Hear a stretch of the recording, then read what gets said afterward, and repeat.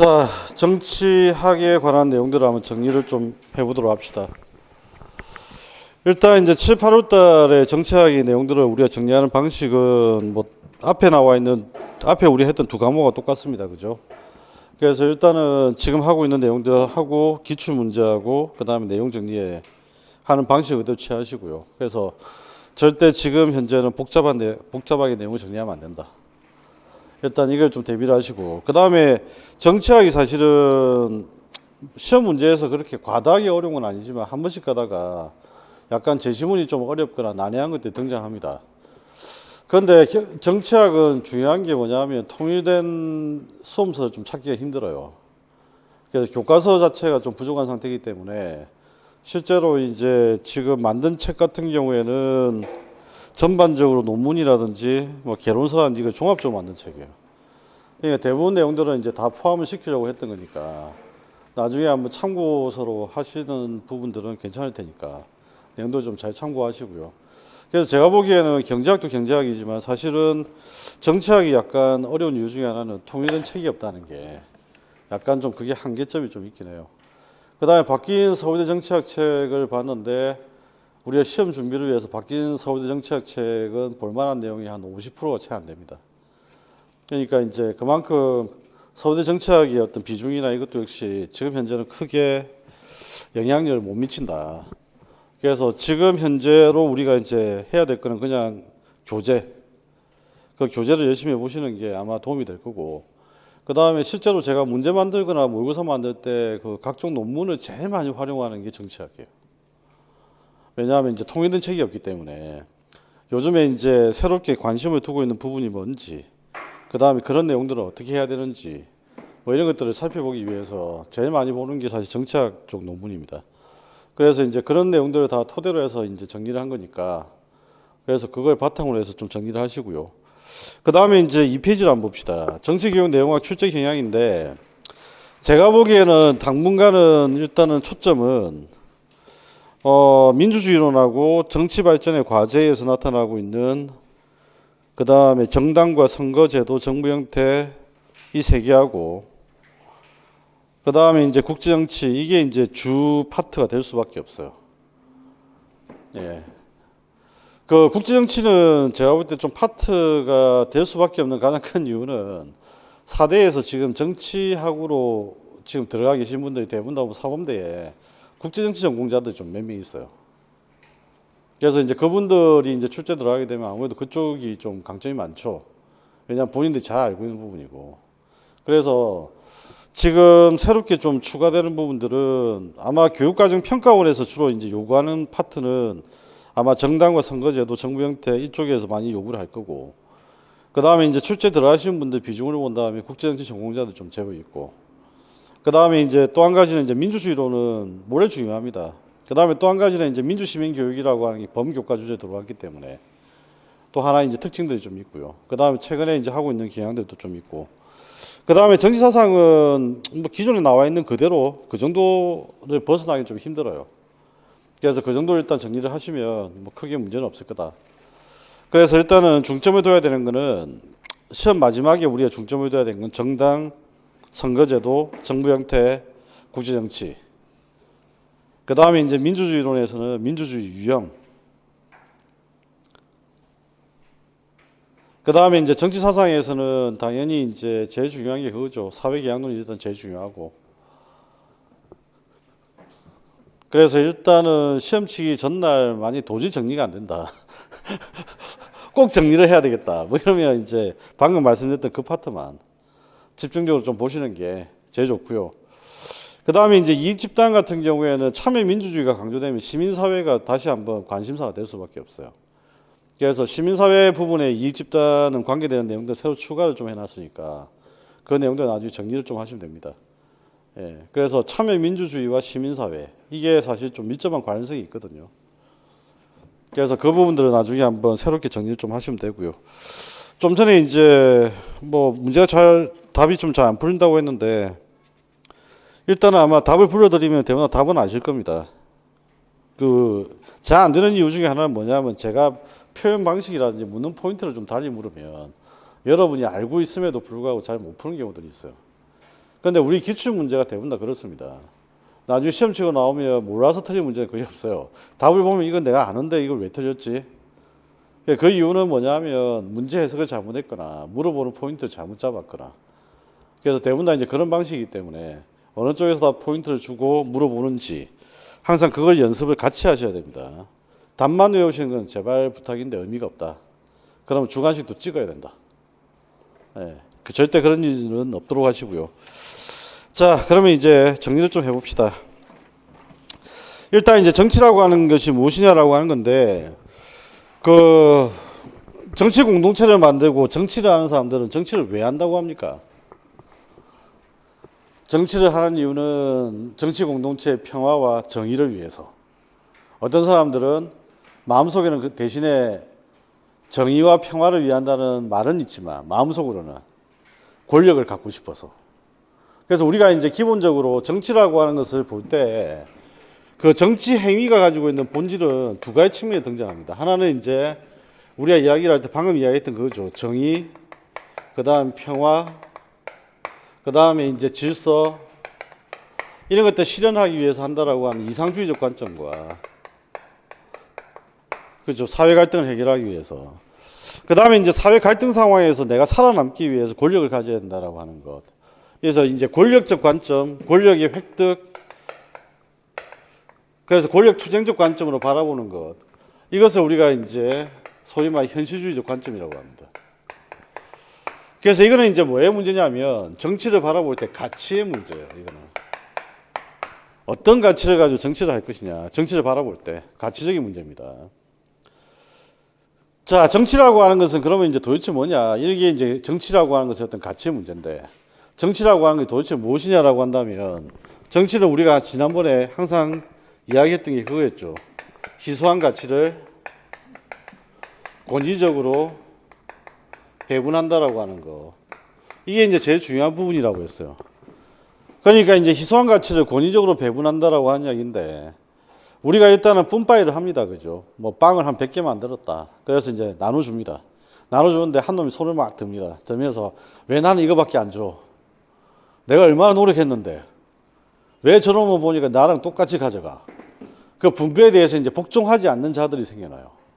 그러면 이제 분배에 대해서 복종하지 않는 자들을 이걸 누를 수 있어야 질서와 평화가 유지가 됩니다. 그죠? 그러면 이 누를 수 있는 힘이 뭐죠? 그게 바로 권력이죠.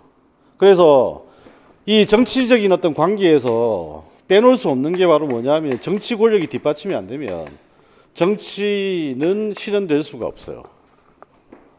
그래서 이 정치라고 하는 말 속의 가장 핵심은 정치라고 하는 것은 정치 권력적 관계다라고 하는 걸 잊으면 안 됩니다.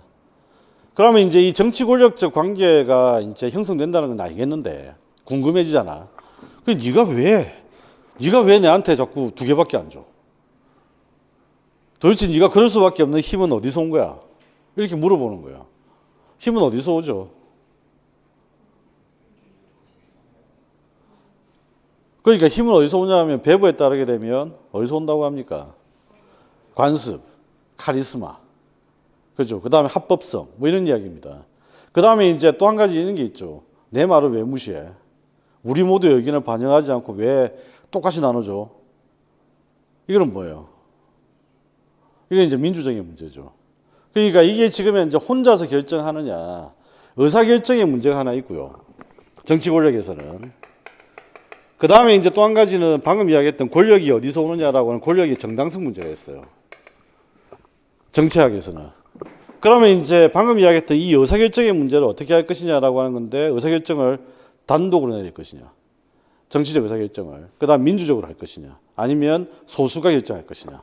그래서 이제 우리가 흔히 말하는 1인정, 그 다음에 이제 소위 말하는 과두정, 이 과두정이 바로 귀족정이 되고, 이 귀족정이 바로 뭐가 되는 거죠? 이게 바로 이제 대의제로 발전하는 겁니다. 그 다음에 이제 소위 말하는 의사결정, 이걸 이제 다수의 의견을 반영해야 된다. 이게 바로 다수정이고, 이게 이제 소위 말하는 민주주의로 발전하는 거죠. 그래서 지금 현재는 이겁니다. 그죠? 모든 사람들이 그 결정에 승복을 하기 위해선 일단 그 결정에 참여할 수 있는, 의사결정에 참여할 수 있는 기회가 있어야 돼요. 이게 이제 민주주의죠. 그러니까 민주적으로 결정해야 되고요. 그 다음에 그 민주적으로 결정을 할 때 정당성을 발생을 한다는 이야기예요. 그러니까 이게 이제 베브가 말했던 합법성의 문제죠. 이 의사결정 관철하기 위한 것들.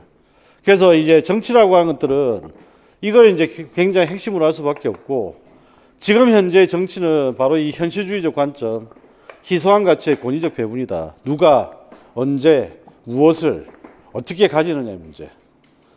이렇게 이제 설명하는 게 라즈웰의 설명입니다. 그죠? 그래서 정치라고 하는 것은 어려운 게 아니라 누가 가져가느냐, 어떻게 가져가느냐, 무엇을 가져가느냐, 이겁니다. 지금도 보면 사실은 여러분들은 그냥 기본소득의 문제로 접근할 수도 있지만, 사실은 이 문제는 이거예요. 다수에게 돈을 줄 거냐, 아니면 기업에게 돈을 줄 거냐. 그죠? 세금 문제도 마찬가지잖아요. 세금 문제도 마찬가지인 게 부자들이 좀 돈을 더 많이 내게 할 거냐. 그죠? 그 다음에 그 세금을 누가 가져갈 거냐. 이 문제를 다 결정하는 게 바로 정치가 됩니다. 그러니까 이거는 기본적으로 공동선이라고 하는 관점보다는 자신들의 이익 추구라고 하는 관점에 결정되는 것들이 현실 정치에서 훨씬 많은 거예요. 그래서 이것들이 이제 나타나는 게 바로 이제 이 내용들을 포함하고 있다라고 하는 거. 이게 이제 현실 정치의 문제입니다. 그러면 이제 이와 같이 이런 정치가 이루어지는 과정들이 있을 거 아니에요. 그죠? 이걸 이제 현상적으로 이제 바라봤을 때 정치를 그러면 이런 뿜빠이를 누가 하고 있지? 누가 하고 있지라고 하는 거 살펴보니까 국가가 제도적으로 한다. 이게 국가 현상설이에요. 이거는 이제 말 그대로 뭐냐, 현상설이라고 많이 붙는 이유는 뭐냐면, 정치학은 원래 처음에 과학으로 시작한 건 아니죠. 정치학은 역사와 철학으로 시작합니다.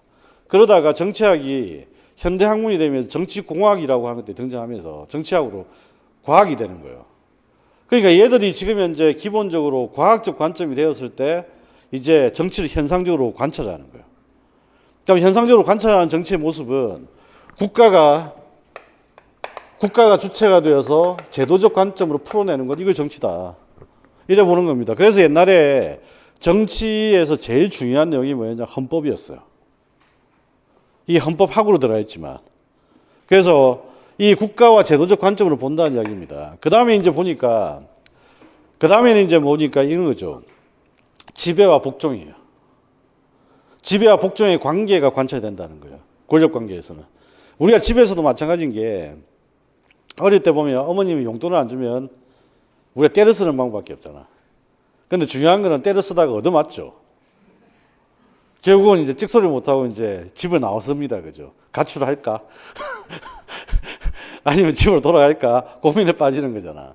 이게 뭐냐면 지배와 복종의 관계는 정치 현상에서 어디에서든지 발견할 수 있는 관계입니다. 그러니까 권력 현상설만 가지고도 정치를 독자적으로 설명할 수는 없어요. 국가 현상설도 좀 전에 이야기했잖아. 헌법과 헷갈립니다. 그죠? 제도적 관점으로 보면 헌법과 헷갈립니다.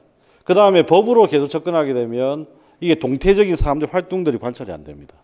또 한 가지는 뭐냐면 국가가 뭔가를 계속 결정하고 집행하는 건데, 국가의 결정은 두 가지가 있어요. 국가의 의사결정은 하나는 뭐냐면 집행이고, 하나는 집행하기 전에 이루어지는 의사결정이에요. 그런데 중요한 건 의사결정은 정치의 영역이죠. 집행은 행정의 영역이에요. 때로는 이걸 경영의 영역이라고 부르기도 합니다. 그러니까 역시 마찬가지로 국가의 장설도 이게 정치 현상을 제대로 설명하고 관찰하기에는 한계가 있다는 이야기예요. 그러면 이제 현실주의 관점에서 정치 현상은 뿜빠이 하는 것들은 이제 막 뿜빠이를 하는 협상과 야합과 회식과 뭐 이런 것들을 이제 관찰할 수 있는 것들이 바로 뭐냐면 그게 바로 집단 현상설이죠. 그래서 이 집단 현상설은 기본적으로 이스턴의 정치 의미, 이것과 연결될 수밖에 없는 집단 현상설이에요. 그죠? 그래서 희소한 가치를 배분을 받기 위해서 어떻게 하는지를 보는 거예요. 보니까 이제 이 집단들이 로비하고, 그 다음 정당들이 이걸 수용하고, 그 다음 뒤에서 만나 저녁에 술 한잔 먹고, 그 다음 골프 치고 뭐 이런 것들이 이제 막 번잡하게 이루어집니다. 그리고 나서 이제 어떻게 되죠? 의사결정들이 이루어진다는 거예요. 그래서 이 집단 현상을 통해서 집단들이 경쟁을 통해서 결국 배분 과정에 개입한다는 걸 발견하게 됩니다. 이게 이제 이스턴의 설명입니다. 그런데 집단 현상설에서 제일 중요한 건 집단현상서의 정치를 설명할 때는 국가라는 개념이 없다는 거예요. 국가가 배분한다는 게 아니라 집단이 어떻게 상호작용을 통해서 배분을 결정한다는 거예요. 이해되셨나요? 그래서 여기에 이제 바탕을 두고 있는 이야기들이 바로 이제 다원주의, 다원 권력론, 그 다음에 다두정, 뭐 이런 이야기죠. 전부 다. 이게 전부 집단현상서와 관계되는 이야기입니다. 그리고 이 집단현상서를 바라보는 관점은 당연히 이제 어떤 관점을 바라보냐면 체계적 관점을 바라봅니다. 체계적 관점. 그러니까 정치 과정이라고 하는 체계가 있고 그 과정 속에서 주변에 있는 행위자와 그다음 환경이 어떻게 상호작용하는지를 보면서 정치라고 하는 것을 분석해낸다는 이야기예요. 그러니까 이 체계 이론 같은 경우에는 지금 교육학에 들어와 있죠. 행정학 들어와 있죠. 경영학 들어와 있죠. 안 들어간 데 거의 없어요. 그러니까 일단은 기본 구조는 무조건 어떻게 되냐. 투입과 산출 구조가 돼 있어. 그 다음에 여기에 보면 행위자가 있어. 그리고 이 행위자가 이제 결과물을 만들어내는데 여기에 주는 변수들이 있어. 근데 이 변수 중에 제일 중요한 게 환경이야. 이 설명이에요. 그런데 이걸 이제 교육학에도 적용하죠. 정치학에도 적용하죠. 행정학에도 적용하죠. 경영학에도 적용하죠. 이게 이제 가장 기본적인 어떤 설명 방식이다. 그래서 이 설명 방식에 따르고 있는 게 바로 집단현상설이다. 바로 그 이야기입니다. 자, 질문. 없으면 자료 3페이지 봅시다. 자, 정치의 개념과 본질에 관한 문제. 정치의 개념이 본질입니다. 그죠? 그래서 정치의 의미라고 하는 건 뭐냐라고 하는 건데, 옆에다 하나 적어 두시죠. 정치의 의미, 여러분들이 보고 있는 건 전부 다 현실주의적 관점이다. 그래서 현실주의적 관점을 표시하는 사람이, 대표적인 사람이 두 사람이 있습니다. 하나는 라스웰이고 하나는 이스턴이에요. 우리 시험에서 이스턴이 나왔는데, 실제로 와닿는 것은 뭐냐면 라스웰이 와닿습니다. 누가 무엇을 언제 어떻게 하느냐. 이 문제가 바로 정치다.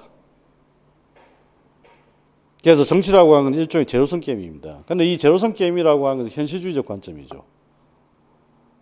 이해되시죠? 현실주의는 상대적 이득을 추구해요. 절대적 이득을 추구해요. 상대적 이득을 추구합니다.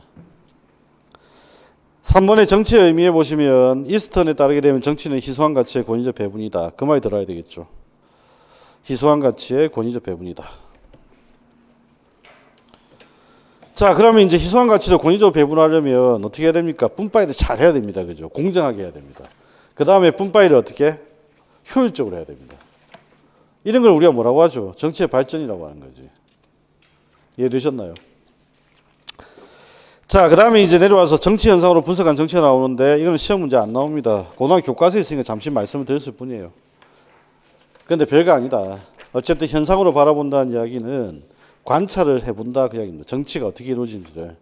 그래서 관찰을 해보니까 지금 주류 정치학하고 딱 맞닿아 있는 게 바로 뭐냐면 이스턴 전위 체계론입니다. 그죠? 그래서 4페이지에 보시면 이스턴 이야기가 쭉 나와 있고요.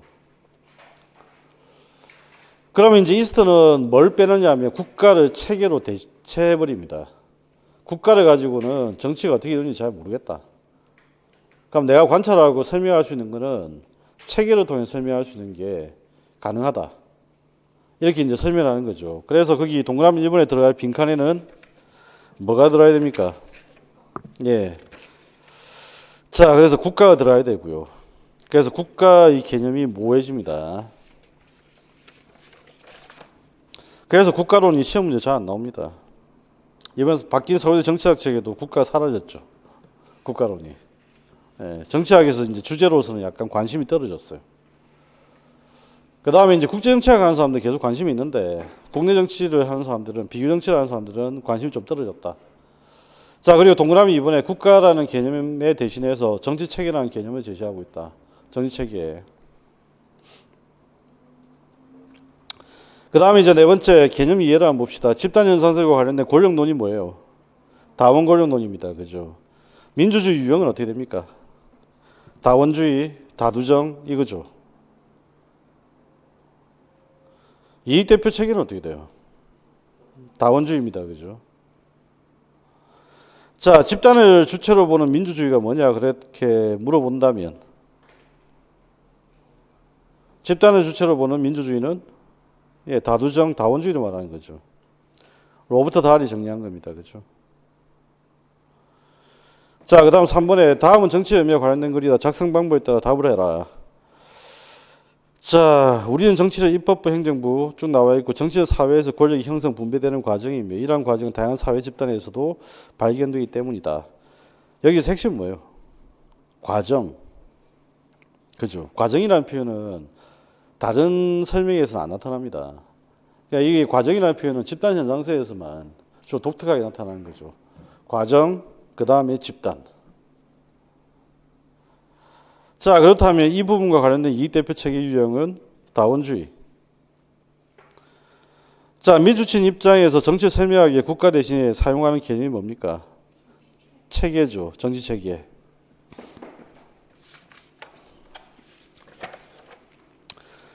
자, 정치의 본질. 정치의 본질은 정치에 대한 결국 가치의 문제입니다. 그죠? 정치는 왜 하는 거냐? 무엇을 목적으로 하느냐? 뭐 그 이야기입니다. 그래서 정치적 목적으로 하는 것, 이상주의, 현실주의. 현실주의는 그냥 쉽게 말하면 그죠. 그냥 정치는 그냥 잘 먹고 잘 살기 위해서 하는 거. 예. 자, 그래서 정치의 양면성 문제를 한번 볼까요? 거기 보시면 1번에 다음 갑과 을은 정치에 대한 서로 다른 시각을 가지고 있다. 자, 갑이 이야기했던 정치의 궁극적인 목적은 정치 공동체 최고의 선을 실현하는 것. 이것이 곧 정의이며 기억이 들어야 적당히 말은 무슨 말이에요? 공동선이라고 하는 것은 공동선이 정의다. 그럼 이 정의의 뜻은 공동의 이익이다 그 말이지. 공동의 이익.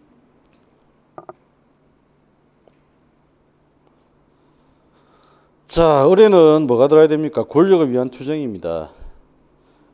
예, 권력과 거의 동일한 말이 힘이죠, 힘. 힘이 설득보다 더욱 효과적이다. 지난번에 이제 강의할 때 제가 말씀드렸는데, 제가 만약에 세종이었다면 다 죽였어요. 제가 세종이었다면 그렇게 말로 설득 안 해요. 반대하는 신하 있다. 뭐 글 만들겠다 이러는데 반대한다 이러면 그냥 목을 쳐. 그지? 내가 지금 현재 관측기를 만들고 천체 망원경을 만들겠다는데 또 반대하는 신하가 있다. 목을 쳐. 그 목을 치지 왜 말로 설득해? 그러니까 세종이 대단한 게 바로 그 부분이에요. 결국 정치라고 하는 것은 칼로서 하는 게 아니라 말로서 하는 거다. 그래서 제가 볼 때 세종이 제일 위대한 점은 바로 그 부분이거든요. 그러니까 자기 아버지처럼 칼로서 할 수 있잖아.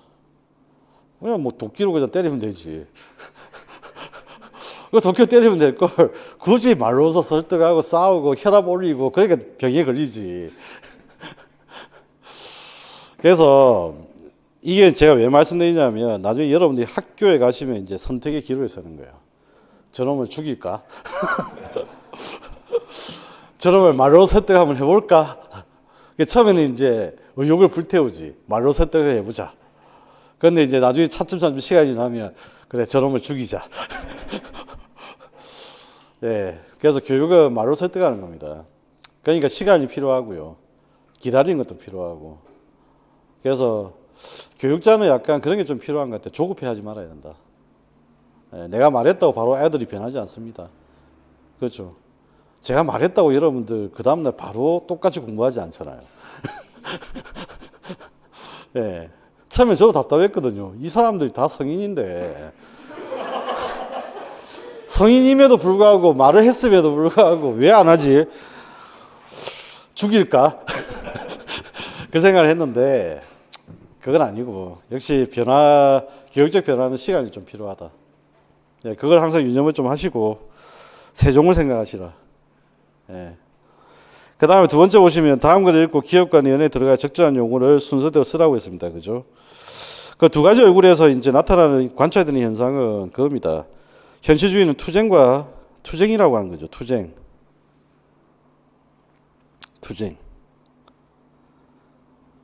그 다음에 이제 니은에 들어갈 이야기는 뭐예요? 질서죠. 질서.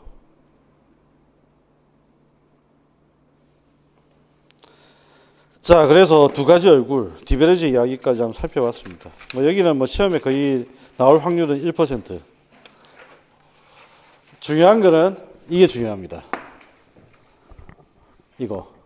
그래서 이제부터 이제 우리가 해야 될 이야기예요. 정치 공동체 만들었단 말이에요. 고대 그리스 같으면 이제 정치 공동체가 거의 처음 만들어지는 시기라고 보시면 돼요. 애들이 맨날 들판에서 혼자 뛰어놀다가 배고프면 아무거나 주워 먹고 하다가 이제 애들끼리 모여가지고 이제 살기 시작합니다. 그러면 이제 모여 살기 시작하면서부터 이제 이 사람들은 정치 공동체를 어떻게 운영할 것인지에 대한 각종 원칙과 절차와 제도를 만들기 시작하는 거예요. 그때 이제 만들어진 원칙과 절차와 제도가 민주주의예요. 그 다음에 이제 귀족적 이런 형태예요. 처음에 이제 이런 시도를 다 해본 거죠. 처음에는 한 놈한테 맡겨보고, 한 놈한테 맡겨보니까 좀 뭐가 좀 마음에 안 들어. 그 다음에 이제 귀족정한테 소수 집단 체제로 최고회 쪽에 맡겨보고, 그래서 안 들어. 이제는 이제 내가 알 만큼 안다 생각하니까 내가 하고 싶어. 그러니까 처음에는 아주 단순해요. 이런 것들은 우리 모두의 의견을 반영하지 못하니까 당연히 이해가 좋지 않을까? 이렇게 이제 처음 시작을 하는 거죠. 자, 그게 바로 이제 고대 그리스 민주주의 시작입니다. 그죠? 그래서 고대 그리스 민주주의라고 하는 것은 정치 공동체가 만들어진 상황을 이야기하는 겁니다. 상황. 그 다음에 이제 고대 그리스에서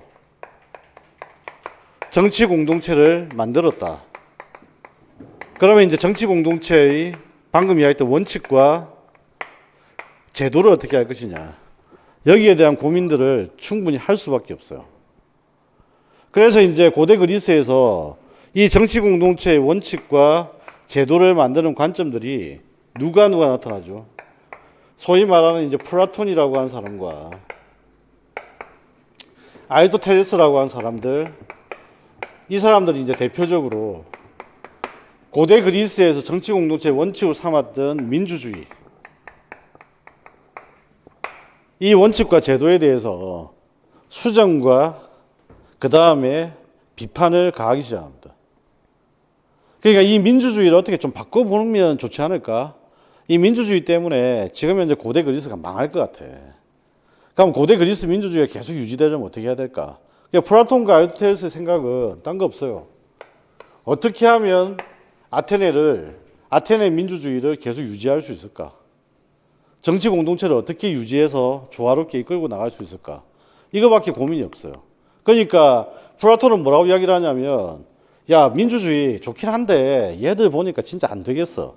아는 것도 없고. 제일 먼저 이야기하는 사람 누구예요? 소크라테스죠. 그죠? 그래서 내 아들한테 말 타는 기술을 가르치고 싶은데, 말 타는 기술을 가르치면 말을 잘 타는 사람을 뽑아야 되잖아.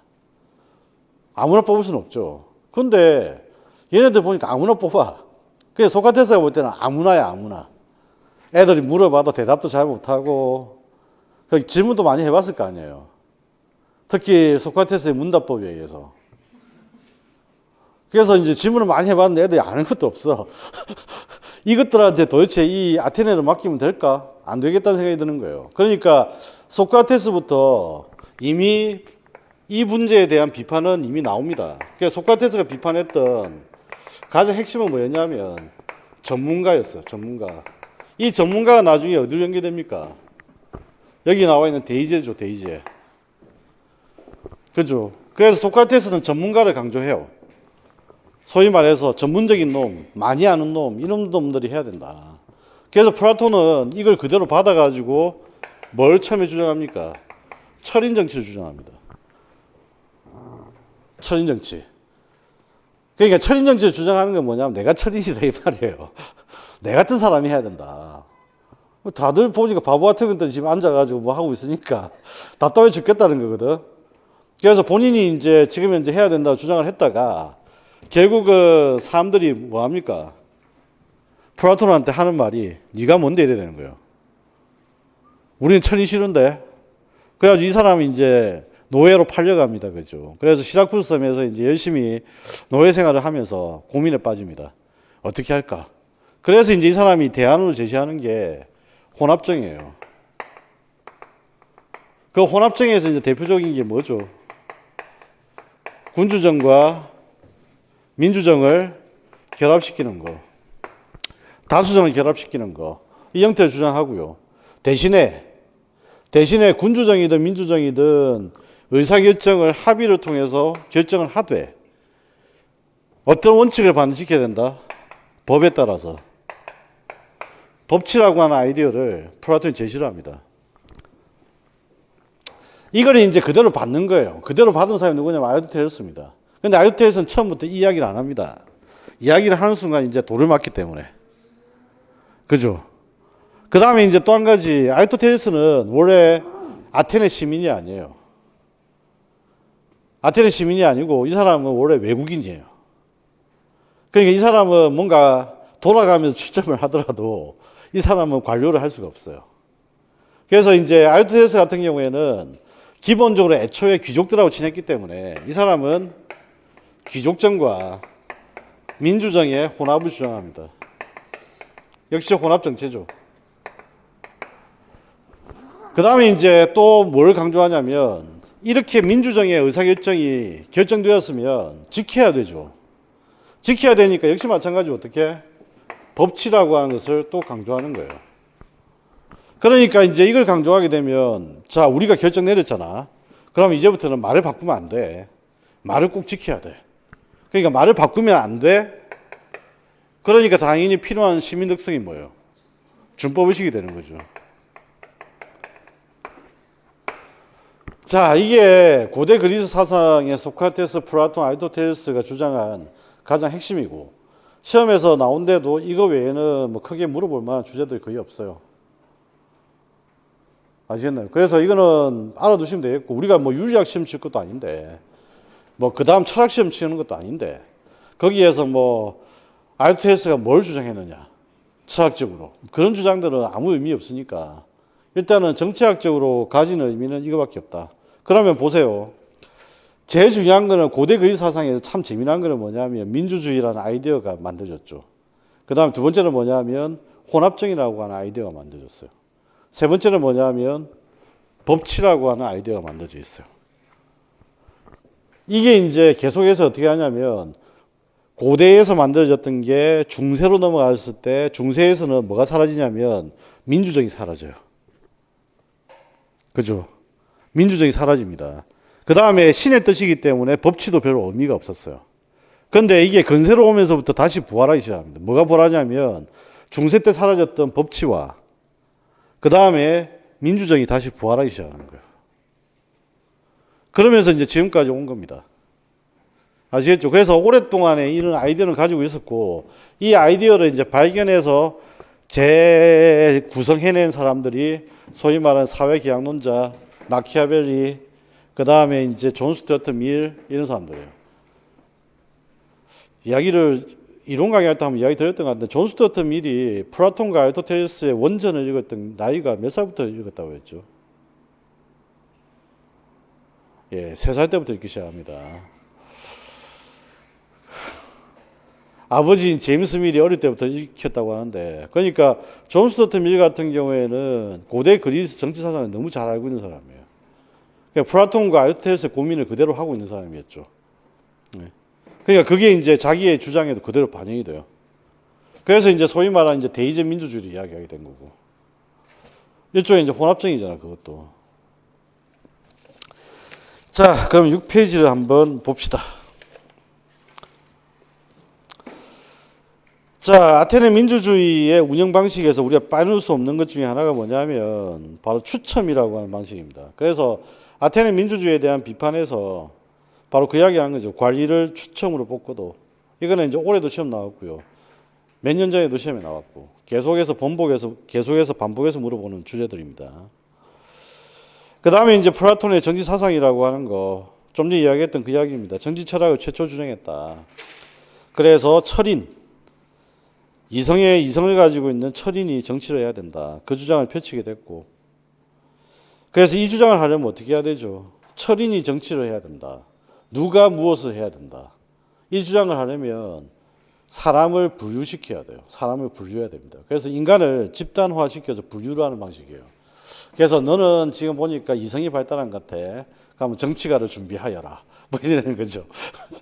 너는 보니까 지금 이제 가슴이 뜨고 그러면 지금부터 너는 군인을 준비하여라. 뭐 이런 거예요. 너는 보니까 저녁마다 맨날 밥을 많이 먹어. 보니까 너는 지금부터 농사를 준비해야 될 것 같아. 이거죠. 이렇게 해서 이제 인간을 세 집단을 분류하는 방식이에요. 그래서 인간 집단과 인간을 세 가지로 분류를 해서 지혜, 용기, 절제라고 하는 이 덕성에 따라 재능을 찾아주는 정치, 이게 가장 바람직한 정치의 모습이다. 그러니까 쉽게 말하면 요즘 말로 하면 이제 꿈과 희망을 찾아줘라, 재능을 찾아줘라, 그 말입니다. 그런데 이제 제일 곤란한 거잖아. 밥도 많이 먹고 이성도 발달하고. 그럼 뭘 선택해야 돼? 꿈과 희망은. 그러니까 인간을 하나로 설명할 수가 없어요. 그 인간을 하나로 설명할 수 없다라고 하는 것에 그 심리학적인 접근이 뭐냐면 바로 소울이라고 하는 겁니다. 마음, 마인드, 소울. 그러니까 이 영혼이라고 하는 거, 마음이라고 하는 거, 마인드라고 하는 거, 이거는 인간을 이성이나 감성이나 뭐 이런 것으로 분류할 수 없는 거거든요. 그러니까 인간은 기본적으로 분류할 수 없는 형태로 되어 있어요. 기본적으로. 분류하는 이유는 뭐냐면 이제 그냥 특별하게 연구하는 학자들이 그러니까 이런 거지. 어디에 아픈 데가 있을 거 아니야.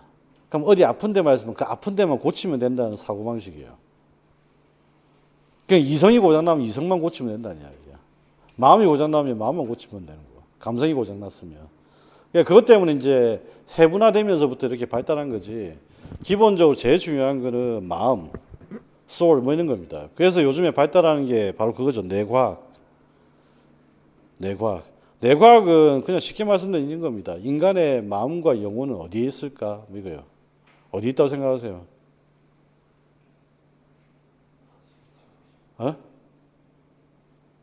어디에 있다고 생각하세요? 마음이 답답해요. 마음이 답답하면 마음이 도대체 어디 있는 거야? 우리 가끔씩 그런 말 하죠. 마음이 답답하다. 그죠? 저는 가끔씩 가다 마음은 엉덩이에 있는 게 아닐까. 왜? 앉아서 공부하면 답답해지잖아. 그러니까 마음은 분명히 엉덩이에 있을 것 같다. 뇌를 연구할 게 아니라. 자, 농담이고요. 어쨌든 뇌과학을 연구한 이유가 바로 그겁니다. 인간의 마음과 영혼과 이런 것들 실체를 한번 밝혀보자. 뭐 그런 접근이에요. 자, 그 다음 세 번째 보면 현실적인 차선의 정치를 선택을 합니다. 그죠? 현실적인 차선의 정치 옆에다가 바로 적어 두시기 바랍니다. 바로 혼합 국가 법치주의. 혼합정과 법치주의입니다. 그죠? 혼합정과 법치주의. 혼합정과 법치주의. 그래서 여기서 이제 제일 중요한 거는 왜 법치를 강조했는지만 이유를 아시면 됩니다. 법치주의는 말 그대로 자의성을 방지하기 위해서요. 지멋대로 하지 못하도록 하는 거. 그러니까 지멋대로 소크라테스한테 독배 먹이게 하고 지멋대로 판결하고 막 이런 것들이 플라톤의 입장에서는 안 맞다는 거예요. 그러니까 이 감정이라고 하는 것에 대해서 플라톤은 굉장히 부정적인 사고를 가지고 있죠. 예, 감정적으로 뭐 휘두른다 뭐 이런 거. 근데 감정적으로 안 하는 게 어디 있어요? 거의 다 감정이지.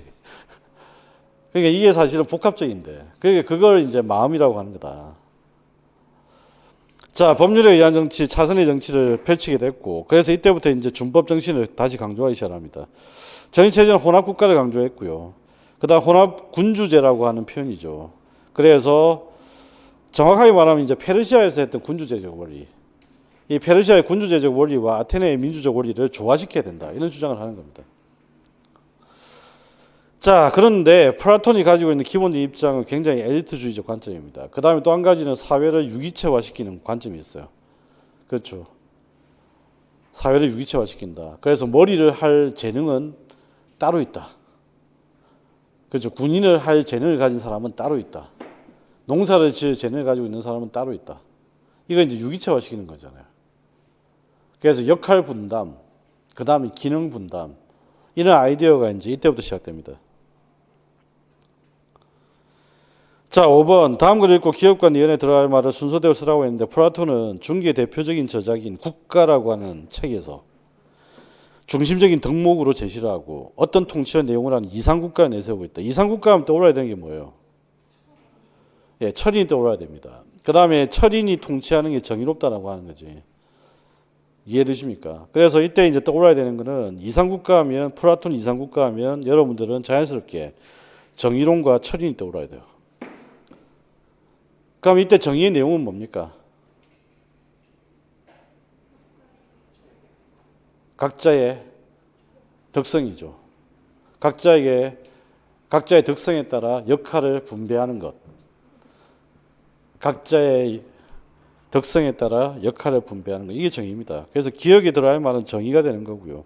니은은 철인이 됩니다. 자, 그런데 이제 법률이라고 한 책에서 입장이 바뀝니다. 절제를 중심적인 덕목으로 하는 절제니까 이때 말하는 절제는 조화와 균형이에요. 일종의. 조화와 균형. 절제의 다른 말은 조화와 균형입니다. 내 욕심을 절제하고 조화를 이루고 균형을 이루고 그러면 이제 이 조화와 균형을 이룰 수 있는 것 대표적인 뭐예요? 법치하고 혼합이죠.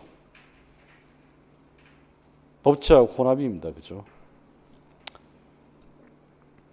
그래서 국가의 나라가 이데아로 존재하는 최선의 나라라고 한다면 법률의 나라는 이 이데아가 반영된 현실의 나라, 바로 차선의 나라인 셈이 된다. 그 이야기입니다.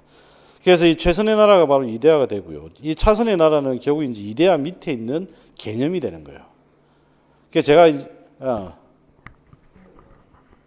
뭐라고요? 앞에 이제 빠진 게 있어요. 예. 사회과 경론할 때 제가 개념 학습할 때 원형에 대한 문제점을 이야기를 하면서 그 말을 했습니다. 그죠? 최선의 나라는 이데아고, 이데아 바로 밑에 이제 반대 현실의 나라가 차선의 나라가 되어 있는데, 이게 이제 플라톤의 분류 방식에 의하면 이데아 개념이 되는 거예요. 이데아 개념. 원형. 아시겠나요? 이게 원형이, 일종의 원형이 되는 겁니다. 자, 앞에 의지에 뭐가 빠졌다고요? 아, 정의로운 국가를 위해 바람직한 시민 덕성. 이것만 하면 돼요. 예. 정의로운 국가의 최선의 정치는 좀 전에 했잖아. 철인 정치고.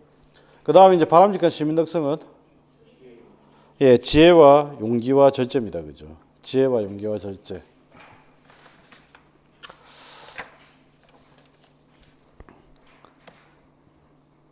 자, 그 다음에 이제 아리스토텔레스의 정치사상을 한번 봅시다. 아리스토텔레스 정치사상도 뭐 똑같은 맥락이다. 그래서 플라톤 주장에 대한 비판과 개성인데 역시 핵심은 법률과 혼합국가입니다. 그 다음 역시 준법을 강조합니다. 그래서 이 혼합국가를 주장하면서 전제로 깐 게 뭐예요? 중용이죠, 중용. 중용의 다른 말은 쉽게 말하면 조화와 균형이에요. 조화와 균형.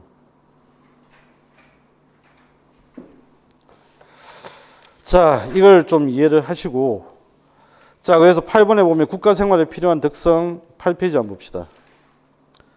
8페이지 메뉴에 보면 국가 생활에 필요한 덕성 두 가지가 있죠. 준법 정신과 중용입니다. 그죠? 빈칸에 들어갈 이야기는 준법 정신. 기출 문제에 이미 나와 있습니다. 이게 출제가 안 됐을 뿐이지. 출제가 안 된 거지 기출 문제에 들어가 있습니다. 영역에. 확인을 꼭 해두시고요. 그 다음에 이제 국가론. 국가의 기원이 있고 혼합적 입헌 국가라고 하는 것들을 주장한다. 그게 같은 말입니다. 다만 이제 혼합 정치의 내용이 다르죠. 혼합 정치의 내용이 플라톤은 군주정과 민주정이었다면 이 지금 이제 아리스토텔레스 같은 경우에는 귀족정과 민주정의 결합을 강조한다. 이게 바로 이제 대의제 민주주의의 원조다. 그 이야기입니다. 대의제 민주주의의 원조다. 자, 여기에서 우리는 이제 그리스, 고대 그리스에서도 공화주의의 양상을 발견할 수 있어요. 그죠? 조화와 균형, 모두가 이득이 되는 나라, 이런 관점에 도입된 게 첫 번째 법치였고, 두 번째가 뭐였지? 혼합정이죠. 좀 전에 우리 했잖아. 플라톤 이야기할 때 자제, 절제, 조화와 균형. 아시겠나요? 그래서 고대 그리스에서도 공화주의가 당연히 있었습니다. 예전에 기출문제 보면 김주성 교수가 자신의 논문을 가지고 인용을 하면서 고대 그리스에는 그런 게 없다. 뭐 이런 이제 지문을 인용을 해놨는데 그렇지는 않고요. 고대 그리스에서 플라톤과 아리스토텔레스의 주장의 내용에는 공화주의가 포함되어 있다는 겁니다. 공화주의가 포함되어 있다. 자, 기출문제에서 물어봤던 게 바로 그거죠. 혼합 입헌국가를 물어본 겁니다. 그죠? 혼합 입헌국가. 이거는 이제 서울대 정치학 책이 있을 때 바로 그 이야기였고. 그래서 동그라미 3번에 기출 확인해 보시면 두 번째 줄 끝에는 뭐가 들어가면 되죠? 타락했다. 중우정이죠. 중우정. 중우의 이제 대표적인 사례가 뭐예요? 분노를 표출하는 다수의 군중. 아시겠나요? 이게 이제 포퓰리즘이죠. 포퓰리즘. 중우.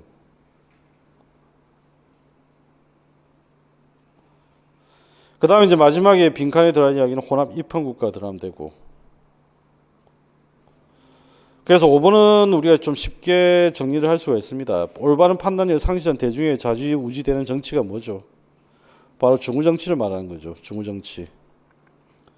그래서 플라톤과 아리스토텔레스는 이 중우정치라는 용어를 알리는 데 크게 기여한 인물이고, 이들 민주주의에서 국민 대표자가 시민을 통제할 수 있는 통솔력을 상실했을 때 통제 불능이 된 대중들을 폭민, 상대적으로 이성보다 감성이 약해 선동당하기 쉬운 빈민, 이렇게 이제 부르는 겁니다.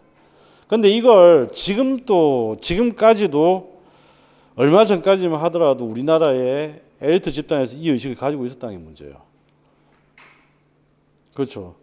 그러니까 이제 국민들은 뭐 개와 돼지로 본다. 뭐 이런 이제 이야기들이 몇 년 전까지 나왔는데 여전히 이제 지금 우리나라 엘리트나 일부 이제 사람들이 가지고 있는 인식이 바로 이런 인식이에요. 다수 대중을. 그래서 이제 이런 인식은 과연 사실인지 아닌지에 대해서는 실체가 있는지 없는지는 각자의 판단의 몫인데 지금 현재 제가 볼 때는 이제 안 맞는 게 고대 그리스하고 20세기 초까지는 그렇다 치자. 근데 공교육이 만들어지고 지금까지 된 상태에서 과연 그럴까? 그러면 이제 많이 배운 놈은 뭐 분노를 안 해? 감정적으로 뭐 행사 안 해? 그렇진 않잖아요. 자신의 이득을 위해서 행동 다 하잖아. 그러니까 지금 현재는 제가 볼 때는 별 차이가 없다는 게 핵심이고, 그냥 이제 차이가 나는 계급적 구분은 돈을 많이 가지고 있느냐, 돈을 많이 가지고 있지 않느냐. 이게 이제 전부 다 자본주의에서 물신화됩니다. 그래서 기준이 이제 바뀌는 거죠. 자, 그래서 이런 표현은 이제 좀 책에서 사라지면 좋겠다. 과거에 그냥 사례로 뭉겨두면 좋겠고, 그죠? 그 다음 6번 한번 봅시다. 다음 글은 고대 그리스 정치사상과 두 명의 글인데 기억과 연에 들어갈 내용을 순서대로 쓰라고 했습니다. 기억은 뭐가 들어가면 좋겠습니까? 자의보다 우월한 거는 법이죠. 법률에 있어야 된다. 자, 그래서 기억, 법률을 가진 국가. 그 다음에 연에는 뭐가 들어가면 되죠? 뒷부분에 이제 힌트가 있습니다. 일반적 이익의 바탕을 두고, 그 다음에 법치를 하고, 자발적인 신민 정부가 되고, 시민의 도덕적 개선에 그 목적을 두는 국가. 이런 국가가 이제 소위 말하는 혼합 입헌 국가가 됩니다. 아리스토텔레스 이야기죠.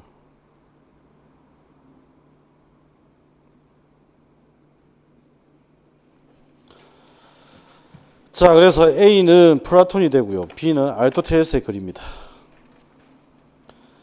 그 다음에 이제 미리 한번 살펴보는 건데, 원래 아테네 이제 민주정치의 운영 방식에 대한 이야기죠.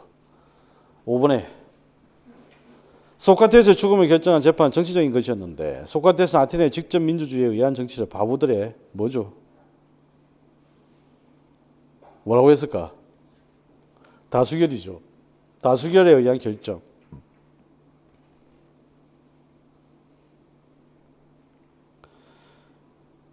그 다음에 당시 재판은 배심원들은 어떻게 뽑힙니까? 추첨이죠. 다수결과 추첨이 됩니다.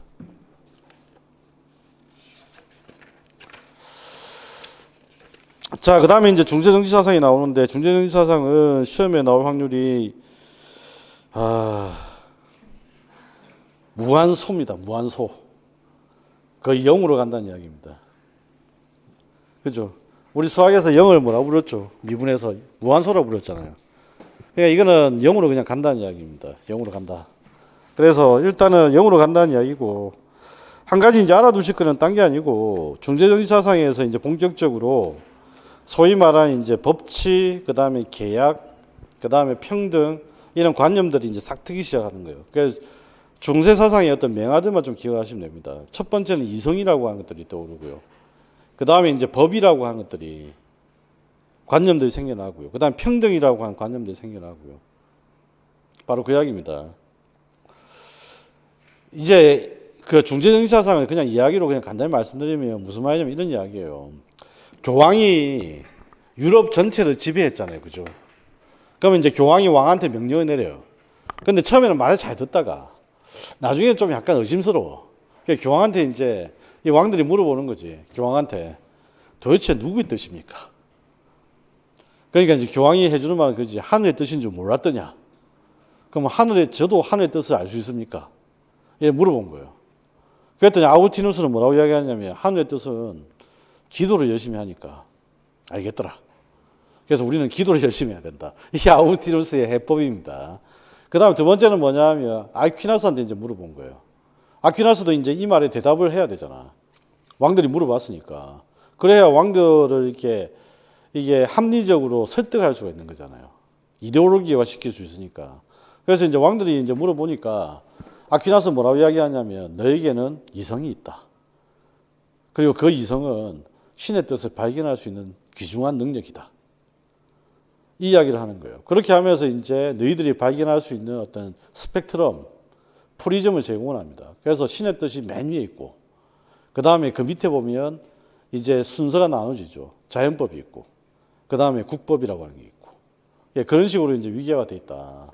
그래서 지금 교황이 하는 말은 괜찮은 말이다. 너희들이 이성의 눈으로 바라보면 뭐 그런 이야기입니다. 자, 그래서 아우구티누스는 해법을 기도로 했고 아퀴나스는 이성을 통해서 발견할 수 있는 것, 그 다음에 자연법을 강조를 합니다. 자, 이런 것들이 이제 사회 계약론에 영향을 주기 시작을 했다. 바로 그 이야기고요. 그래서 이제 본격적으로 근대 정치 사상으로 가는데 안타까운 거는 뭐냐면 근대 정치 사상에서 우리가 주로 보고 있는 이야기는 사실 자유주의의 원조를 보는 거예요. 자유주의의 원조를 보는 겁니다. 자유주의 원조. 그죠? 그러니까 고대 정치 사상에서 제일 중요한 건 이거예요. 정치 공동체와 개인의 관계에서 정치 공동체를 어떻게 유지 발전시킬 수 있느냐. 이게 이제 고대 정치 사상에서 제일 관심사였다고 한다면 이제 근대 정치 사상에서 제일 중요한 거는 정치 공동체 내에서 개인은 어떻게 살아야 되느냐. 어떤 대우를 받아야 되느냐. 이게 이제 근대 정치 사상의 핵심입니다. 그러면 이제 정치 공동체 내에서 어떤 대우를 받아야 되느냐, 어떻게 살아야 되느냐, 거기에 대한 물음은 당연히 자유주의가 답을 하는 거죠. 그래서 이제 개인적 관점이 나오는 거예요. 그 다음에 이제 자유라고 하는 관점들이 생겨나기 시작을 한다. 바로 그 이야기입니다. 그래서 이제부터 우리가 볼 이야기는 자유주의의 원조들을 보는 겁니다. 자유주의의 원조를. 아시겠죠? 예, 여기까지입니다. 잠시 쉬었다가 근대부터 한번 살펴봅시다.